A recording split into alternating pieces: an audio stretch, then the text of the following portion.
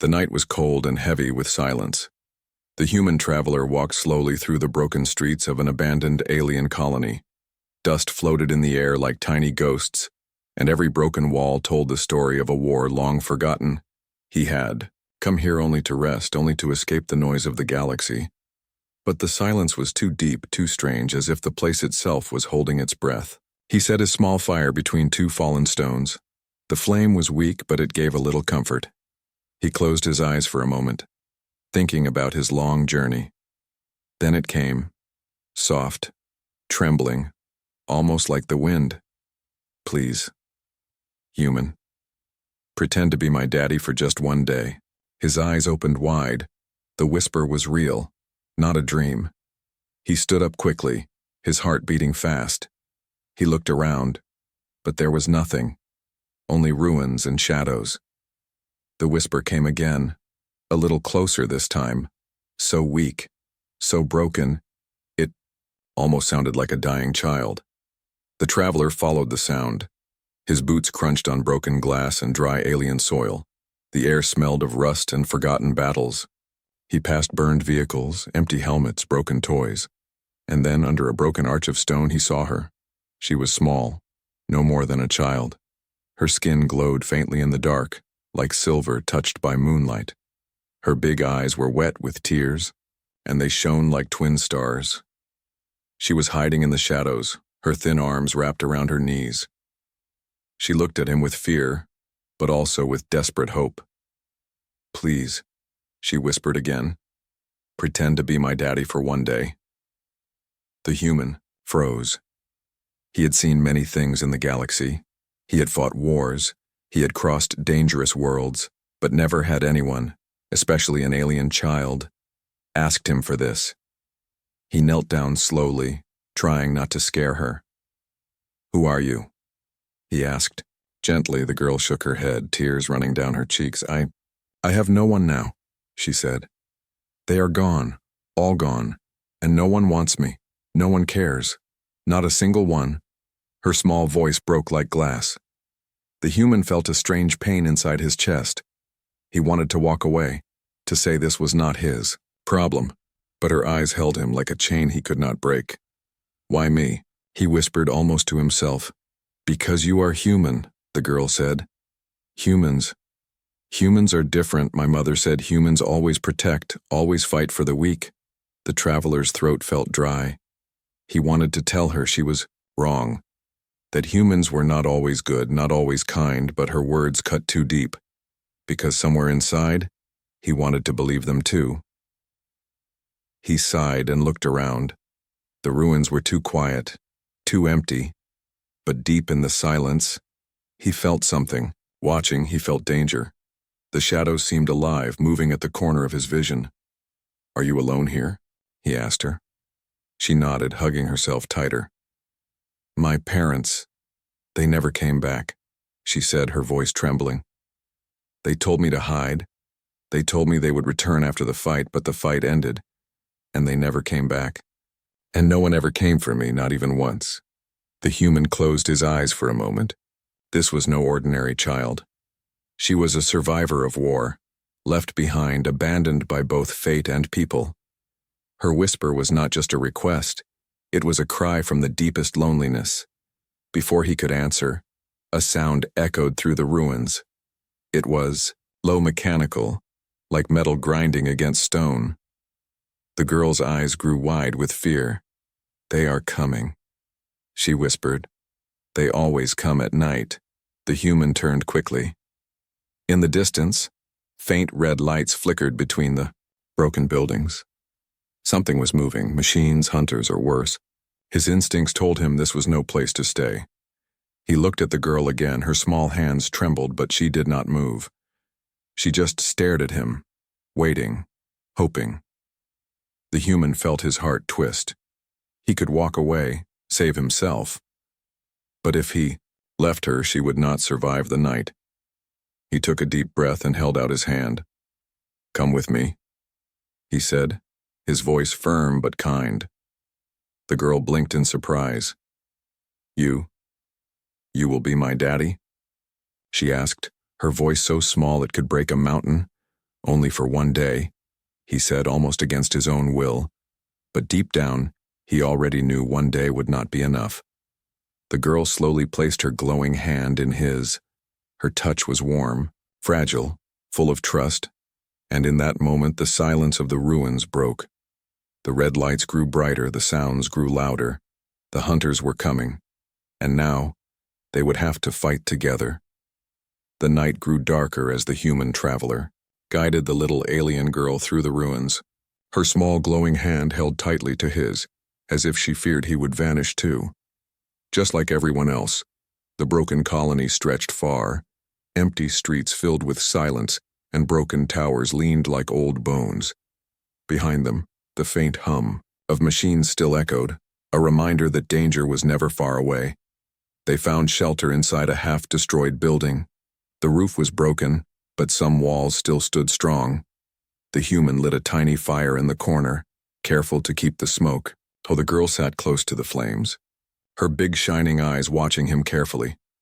For a long time, neither of them spoke. Then at last, the human broke the silence. "What is your name?" he asked, his voice quiet but steady. The girl looked down, hugging her knees. "My parents called me Lyra," she whispered. "But now, no one calls me anything." Her voice trembled, heavy with pain. The human felt a weight in his chest. He had seen children before, laughing, crying, full of life. But Lyra was different. Her eyes carried sorrow far older than her small body. It was the sorrow of being unwanted, unseen, forgotten. "Why are you alone?" he asked, though part of him already knew the answer. Her tiny shoulders shook. "My people left me," she said. "When the war ended, they buried the dead and carried the wounded, but no one carried me, no one looked for me." Her voice cracked like broken glass. "They said children like me are only burdens, too weak, too useless, not worth saving." The fire cracked softly. The human clenched his fists. He had heard cruel things before, but this was worse. To abandon a child because she was weak, to leave her in the ruins. Like trash, it burned something deep inside him. "Lyra," he said firmly, "you are not useless." She looked at him with wide, wet eyes. But everyone says I am," she whispered. "Even the others who survived.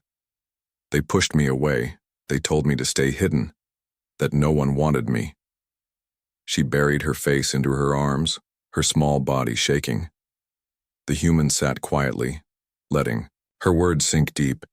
He knew he could not erase her pain, but maybe, just maybe, he could stand against it. "You asked me to be your daddy for one day," he said softly. Lyra nodded without lifting her head. "Then listen to me," he continued. "A daddy protects, a daddy cares, and I will not let anyone call you unwanted while I am here." Her tears slowed and she raised her face to look at him. For the first time, a tiny spark of hope flickered in her eyes. It was fragile, but it was real. "Do you really mean it?" she asked, almost afraid to believe. The human gave a slow nod. "Yes," he said simply. But before Lyra could smile, the sound returned. A metallic screech outside, heavy footsteps crushing stone. The girl's body tensed, fear filling her glowing eyes. "They are here," she whispered. "The hunters, they always come to look for survivors, but they never take them alive." The human rose to his feet.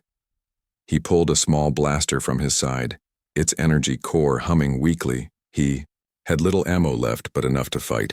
He looked at Lyra, who was shivering in the corner. "Stay low.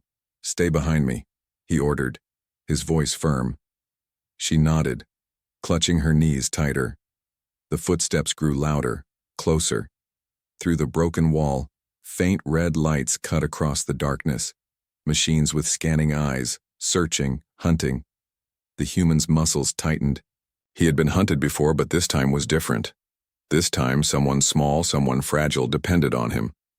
The first hunter appeared in the doorway.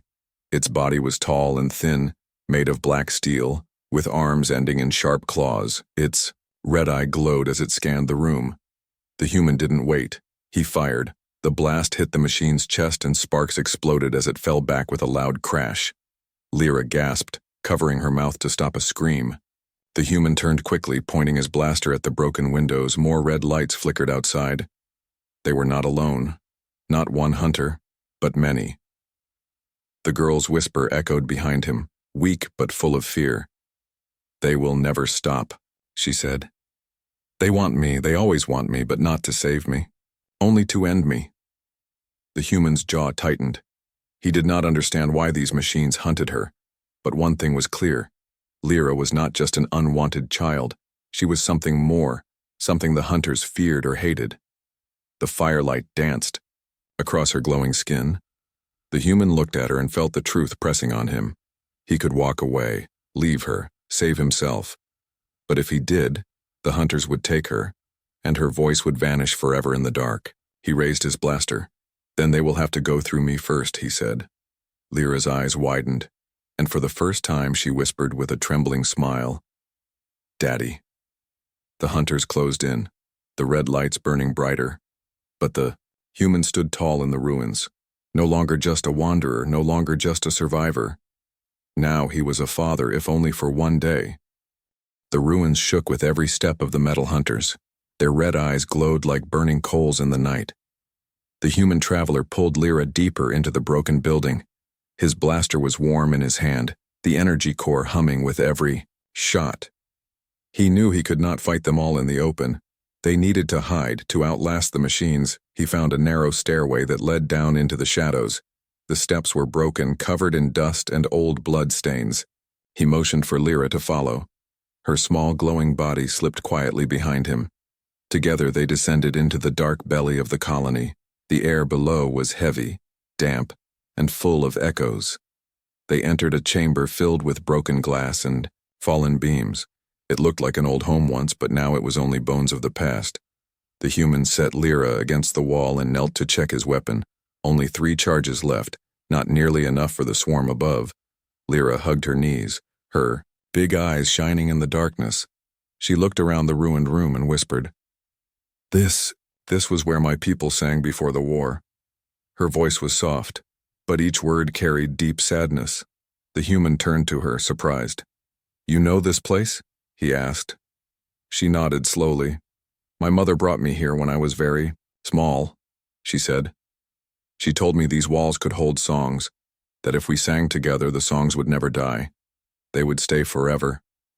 Her voice broke, and her tears glowed faintly like silver rain. "I can still hear them. When it is very quiet, I hear the voices of my people, but they are only ghosts now." The human leaned against a broken pillar. Her words struck something deep inside him. He had seen many ruins, many broken worlds, but never had he thought of them as places where songs still lived.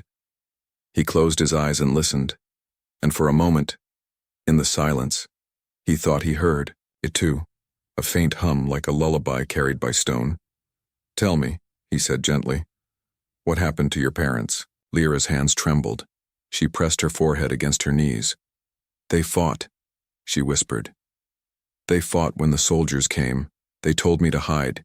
They said they would return, but they never did." Her body shook as the memory tore through her again. "They told me to be brave, but how can a child be brave when she is alone?" The human's chest tightened. He wanted to speak, to comfort her, but the words felt too heavy. Instead, he reached out and placed a hand on her small shoulder. It was warm, steady, and real. Lyra looked up at him, her face streaked with glowing tears. For a long moment they said nothing, but their silence spoke louder than words. Above them the machines moved, their metal feet echoing through the ruins. The sound was like thunder, steady and merciless. The human lowered his voice. "They are hunting you, not me," he said. "Why? What do they want?" Lyra bit her lip, shaking her head. "I do not know," she said, "but they always come for me. They always search for me, and when they find others, they destroy them too." Her voice dropped to a whisper. "My people called me cursed. They said I bring death wherever I go. That is why no one wanted me." She looked down at the floor, ashamed of her own existence. The human stared at her, shocked. "No," he said firmly. "You are not cursed. The curse is on those who abandoned you." Lyra blinked. her lips trembling. No one had ever spoken to her like that. For the first time, the heavy chain around her heart felt a little weaker, but before she could answer, the ground above shook again. Dust rained down from the ceiling. The hunters were close. The human pulled her to her feet. "Stay behind me," he said. She nodded, wiping her tears quickly. They crept through the underground hall, stepping carefully over rubble and broken bones. The human's eyes searched every shadow. And then he saw something strange on the wall. It was an old carving, faint but still clear, an alien script etched deep into stone. Beside it was the figure of a child, glowing like Lyra. The human touched the wall gently. "What is this?" he whispered. Lyra stepped closer, her eyes widening. I do not know," she said softly. "But it looks like me." The air grew colder. The human felt a shiver run down his spine. Perhaps the machines were not just hunting a survivor. Perhaps they were hunting something more, something ancient, something written in prophecy. The red lights flickered at the edge of the stairway. The hunters were coming down, their claws scraping the stone. The human pulled Lyra behind a broken pillar, his blaster ready. Her small hand gripped his tightly. Her whisper trembled in the dark. "Daddy, I am afraid." He looked at her and gave a small nod.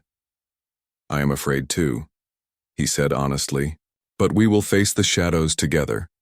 The hunters moved closer, their red lights burning like eyes of demons. The human raised his blaster. Lyra pressed close against him, and deep in the shadows of the past, their fight for survival was only beginning. The underground chamber shook as the hunters moved closer. Red lights cut through the darkness like burning knives. The human gripped his blaster tighter, his eyes sharp.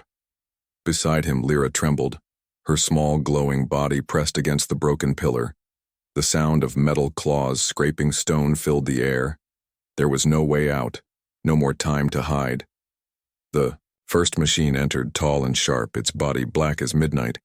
It scanned the shadows, its red eye glowing. The human waited, his finger tense on the trigger. Then, with a burst of light, he fired.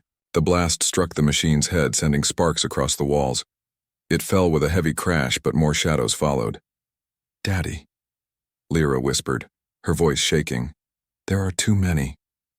The human's heart clenched. He had not wanted this role, not truly. But when she called him Daddy, something inside him changed. He felt a strength he did not know he had. He looked down at her, his jaw set. "I told you," he said firmly. "Only for one day I will be your daddy. And I will not fail you." Her eyes widened, glowing brighter with hope. For a moment she forgot her fear, and for the first time she smiled. It was small, trembling, but it was real. The hunters roared in metallic voices, moving faster now. The human pulled Lyra behind him. He fired again, striking another machine, but his blaster flickered, the energy core running low. Only one charge left. He cursed under his breath. The machines advanced, their claws ready to tear through stone. The human scanned the room. His eyes caught broken pipes and loose rubble. Above, he fired his last shot at the ceiling. The blast ripped through stone, and with a loud crash, part of the roof collapsed. Dust filled the chamber, and 2 hunters were buried under the rubble. "Run!" he shouted, grabbing Lyra's hand. Together they slipped through a narrow gap in the wall. The corridor beyond was tight, dark, and endless. Their footsteps echoed as they ran. Behind them, the hunters screamed in mechanical rage.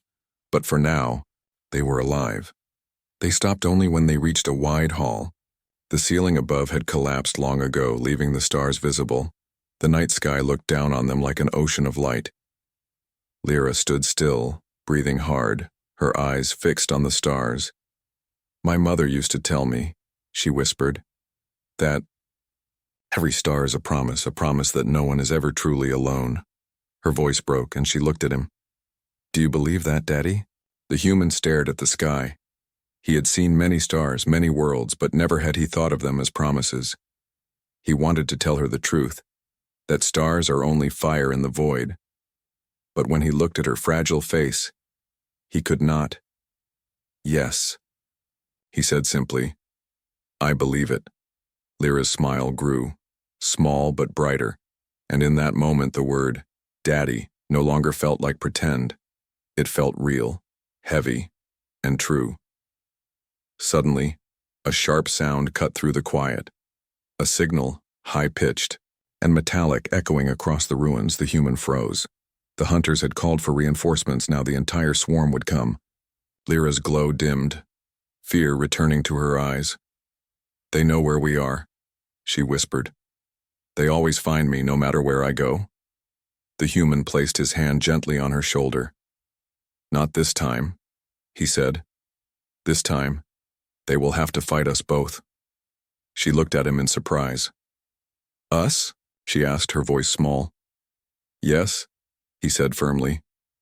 You are not weak, Lyra. You are not a burden. Together we will survive. The girl's eyes filled with tears again, but these were not only of sadness. They were mixed with hope. Her trembling hand slipped into his. I will try, she whispered. If you are with me, I will try. The human nodded. Then let us prepare, he said. They searched the hall quickly, finding broken metal rods, old wires, and shattered panels. Together they set traps between the fallen stones. The human showed her how to tie the wires, how to place the rubble so it would fall. Her small hands worked with care, and for the first time she felt useful, needed, important. When the traps were ready, they waited in silence. The air grew heavy. Then in the distance, red lights flickered again. The hunters were coming. Lyra gripped his hand tightly, whispering with trembling lips, Daddy, if we survive tonight, will you still be my daddy tomorrow? The human's chest tightened. He wanted to say yes, but fear held his tongue. He looked at her, so small, so fragile, yet so full of courage. At last he whispered, One day at a time, Lyra. One day at a time. The red glow spread across the broken hall. The traps were ready, the blaster empty. The human stood tall, Lyra at his side. The machines screamed as they entered. And in that moment, pretend became real. A father and daughter stood together against the shadows. The ruins were quiet after the battle. Smoke still rose from the broken hunters, their red lights fading into darkness. The traps had worked, the rubble had fallen, and the machines lay twisted in the dust. But the human knew this victory was only small. More would come, always more. He sat against a cracked wall, breathing hard. His blaster was empty, his arms heavy.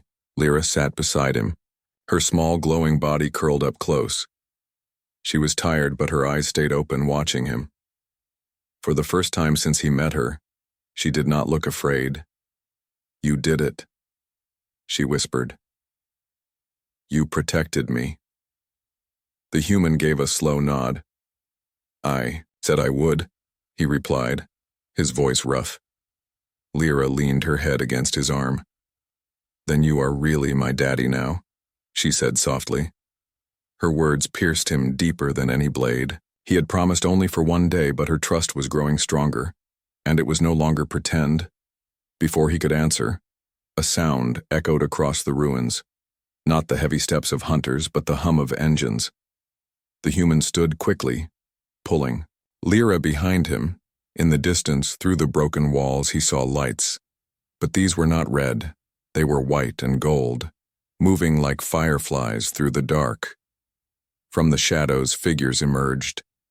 They were tall, wearing shining armor marked with strange symbols. Their faces were hidden behind masks, but their voices were clear. Child, one of them called. We have come for you. You are safe now. Lyra froze, her eyes wide. She clutched the human's arm. No, she whispered. Do not leave me, Daddy. Do not let them take me. The human looked at the strangers carefully. They moved like soldiers, but their armor was clean, untouched by ruin. They carried weapons, but their words were gentle. One stepped forward, lowering his weapon. We are not hunters, he said. We are rescuers. We have searched for the last of your kind. and you are the one we must protect." His voice echoed with power, but his tone was soft. Lyra shook her head, tears filling her eyes. "They never came before," she said. "Not once. Why now?" The human stayed silent, his eyes narrowing. Something about the soldiers felt wrong. They looked too perfect, too clean, and yet Lyra's chance for safety might be standing right here. He was torn between his doubt and her fear. The soldier raised his hand. "You are only a man," he said to the human. "You cannot protect her forever. The machines will return more and more. She is safer with us." The human's grip on his empty blaster tightened. He glanced at Lyra. Her small, glowing eyes looked at him with desperate trust. "You will not leave me, right, Daddy?" she whispered. His heart burned. He had no easy answer. He could let them take her, and perhaps she would be safe, or he could keep her and risk both their lives. The ruins felt colder, the silence heavier. He crouched down to Lyra's level. Her small hands clutched his tightly. "You must choose," he said softly. "Do you trust them, or do you trust me?" Her eyes filled with tears, but she did not look away. "I trust you," she whispered. "Only you, Daddy." Her words struck like lightning. The human stood, his jaw hard. "Then she stays with me," he said firmly. These soldiers' masks tilted. "You are making a mistake," one of them said, his voice sharper now. "She belongs with us. She was never meant to stay with a human." The human raised his blaster, even though it was empty. "Maybe," he said, "but until I see proof, no one takes her from me." For a long moment, silence filled the hall. The soldiers did not move. The human did not lower his weapon. Lyra pressed against his leg, trembling but proud. She had chosen, and he had chosen too. Finally, the soldiers stepped back, their voices cold. "Then you have sealed both your fates," one said. They turned, their white and gold lights fading into the night. But as they left, one message lingered in the air. They will come, and when they do, you will regret this choice. The human lowered his weapon slowly. His heart was heavy. Maybe the soldiers were right. Maybe he had doomed them both. But when he looked down at Lyra, her small, glowing face full of trust, he knew he could not have chosen otherwise. She reached up and took his hand again. "You stayed," she whispered. "You stayed when no one else would." Her voice shook with both tears and joy. The human gave a small nod. "Yes, Lyra, I stayed." The stars above shone faintly through the broken ceiling. But in the shadows, danger still moved. The hunters had not given up, and now perhaps even the rescuers were enemies too. The test of trust was past, but the true storm was only beginning. The night grew colder in the ruins. The stars above looked sharp like blades, watching in silence. The human traveler and Lyra sat close to a dying fire, their shadows dancing on broken walls. The white and gold soldiers had left, but their warning still burned in his mind. "They will come," the soldier had said, "and you will regret this choice." Lyra leaned against him, her small glowing face pressed to his arm. She was quiet, but her eyes stayed open, staring into the flames. At last she whispered, "Daddy, are we going to die?" The human felt his chest tighten. He wanted to tell her no, that everything would be fine, but the truth was heavy. He had no weapon left, no strength to fight armies. Still, he could not let her drown in fear. He placed a hand gently on her hair. "Not tonight," he said softly. "Not while I still breathe." Her eyes glowed with fragile hope. She nodded slowly, holding his hand tighter. For a moment, silence wrapped around them like a blanket. But the silence did not last. In the distance, thunder rolled, not from the sky, but from the ground. The hunters were gathering. The sound of metal marching in unison filled the night. The human's jaw tightened. They had little time left. If they stayed, the swarm would crush them before dawn. He looked around the broken hall, old pipes, shattered beams, fallen stones. There was nothing powerful enough to defeat an army, but perhaps enough to trap them, enough to buy time, enough for a sacrifice. He rose to his feet. Lyra looked up quickly, her small body tense. "What are you doing?" she asked. The human scanned the ceiling, the walls, the weak points of the ruins. "If we stay, we die," he said. "But if we use the ruins, maybe we can bring them down, bury them, hold them back." Her eyes widened, glowing with fear. "Bury them? That will bury us too." He crouched down and held her hands. "Listen, Lyra," he said firmly. "I may not survive this, but you can. You must." Her lips trembled. "No," she whispered. "Not without you. I cannot be alone again. Not again." Her tears glowed like silver drops. The human's heart broke. He had never asked for this role, never asked to be a father, but now he could not imagine leaving her behind. "Sometimes," he said slowly, "a father must sacrifice everything, not for himself, but for his child." Lyra shook her head, pressing her face against his chest. "I do not want a sacrifice, I only want you, Daddy." Her small voice cracked, but it was strong in its own way. The human held her close, closing his eyes. He wanted to promise forever, but forever was not his to give. Only one more night, only one more chance. When her sobs grew quiet, he pulled back and wiped her tears. "Then help me," he said. "Help me prepare, so we both have a chance." She sniffled, then nodded bravely. "Yes, I will help." Together they worked in silence. The human showed her where to place wires, how to set the beams to fall. Lyra's small glowing hands were steady, careful. For the first time, she was not only a burden, she was his partner, his daughter fighting beside him. Hours passed. The ruins turned into a trap, rocks balanced above broken frames, wires stretched like webs. One spark would bring everything down. The human checked their work and gave a nod. It was ready. Then the sound came. The swarm arrived, red lights covering the ruins like blood. The ground shook with every step of the hunters, the night filled with their metallic roars. Lyra's hand clutched his tightly. Her whisper was small but clear. "Daddy, I am afraid." He looked at her, his eyes steady. "So am I," he said, "but we will be brave together." The hunters entered the ruins, their red eyes scanning. The human led Lyra to the far corner, near the final trigger. "If we are lucky, this will hold them back," he whispered. "And if we are not?" she asked. He gave a faint smile. "Then we fall together." The machines marched into the traps. Metal feet struck wires. Rocks trembled above.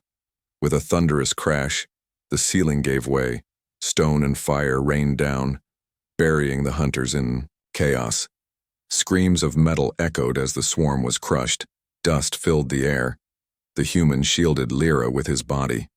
The ruins shook, then grew silent. Only the sound of falling dust remained. Lyra coughed, her glowing eyes wide. Are they gone?" she asked. The human looked at the mountain of stone. For now, yes. But he knew this was not the end. Only a pause. He sank to his knees, his body weak. Lyra knelt beside him, hugging him tightly. "You are still here," she whispered, relief. In her trembling voice, the human smiled faintly. "Yes, Lyra, I am still here." But deep in his heart, he knew the sacrifice was not finished. The swarm would rise again, stronger, hungrier, and one day soon, he might have to give everything. Not for himself, but for her. For the child who called him daddy. For the girl who gave him a reason to fight. The ruins lay silent after the great collapse.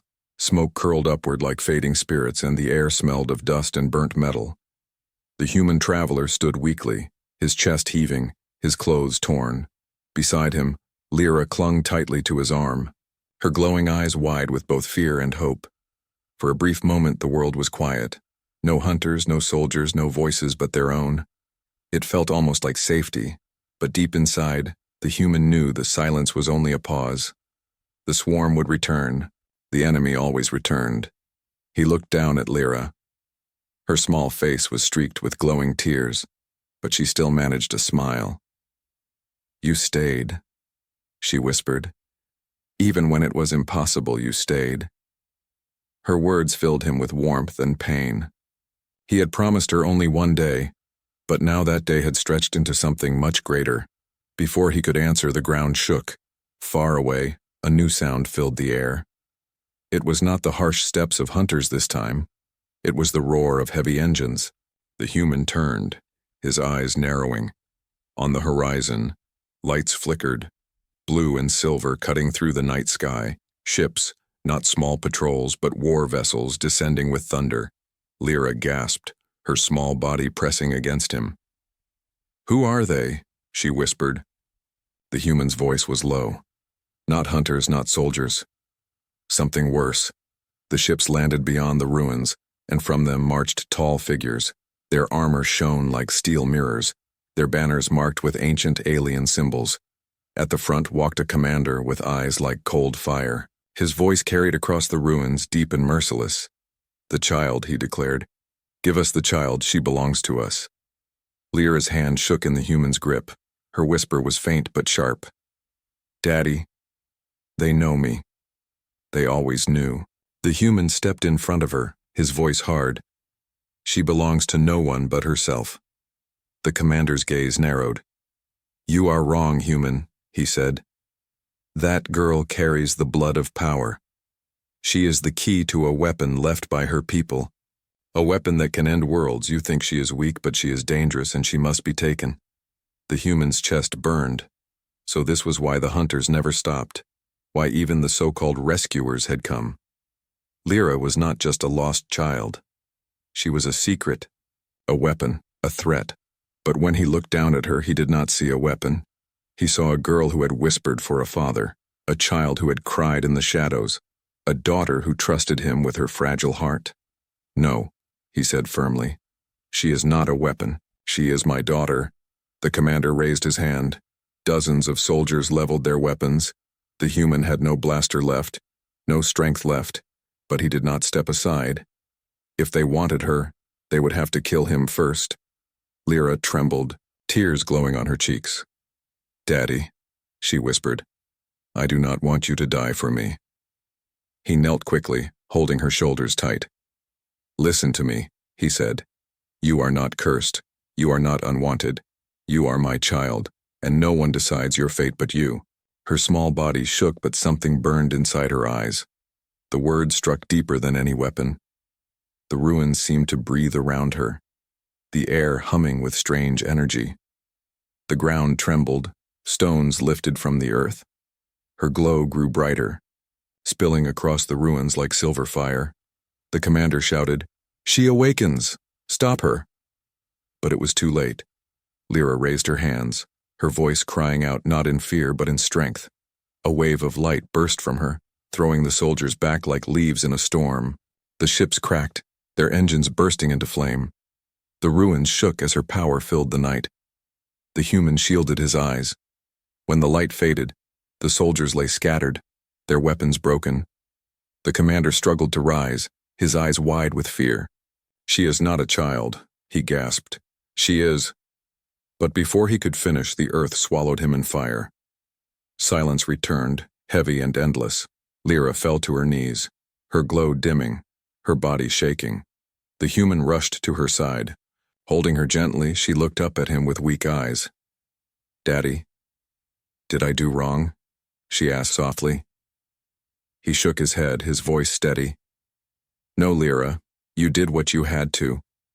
You showed them you are not a weapon, you are alive, and you are mine." She smiled faintly, pressing her glowing forehead against his chest. "You said only one day," she whispered. "But will you be my daddy forever?" The human felt his throat tighten. He had no home, no family, no future. But now he had her, and that was enough. "Yes," he whispered, "forever." Above them, the night sky glowed with broken fire. But far away, a new signal echoed in the stars. A voice cold and distant whispered through the air, "Bring the child to us. She belongs to something greater." The human looked up, his arms tight around Lyra. The war was not over. The shadows were only beginning. But no matter what came, he had claimed her as his own, and humanity's claim was stronger than any army.